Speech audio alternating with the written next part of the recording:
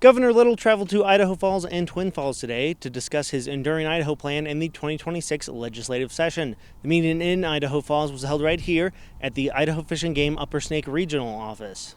I think there's 20-some states that are officially declared they're in a recession. We're not even close to being in a recession, so we're very fortunate.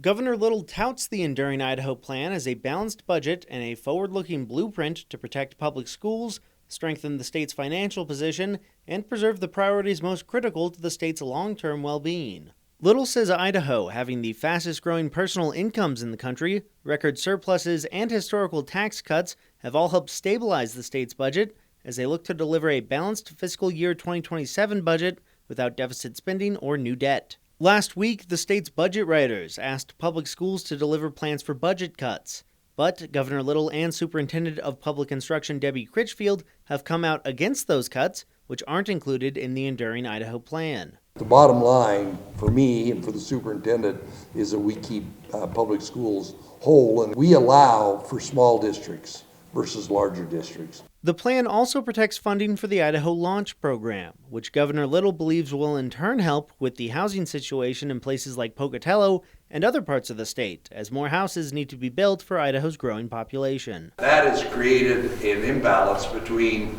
the number of houses and the people that need houses. But one of the most important things to build houses is you got to have a workforce. Included in the Enduring Idaho plan are more cuts to state Medicaid. After cutting provider rates last year, Little's budget recommends a $22 million cut in Medicaid spending this year, even as members and providers are concerned. The governor's plan refers to the cuts as responsible changes to Medicaid. It also states that rural healthcare transformation grants authorized in the Big Beautiful Bill will improve healthcare in rural Idaho.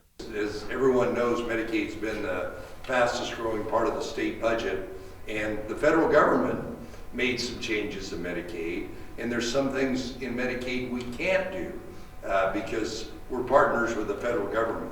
After speaking in Idaho Falls, Governor Little continued his tour, visiting Twin Falls in the afternoon before traveling to Lewiston and Coeur d'Alene on Tuesday. Reporting in Idaho Falls, McLean Westbrook, KPVI, news that works for you.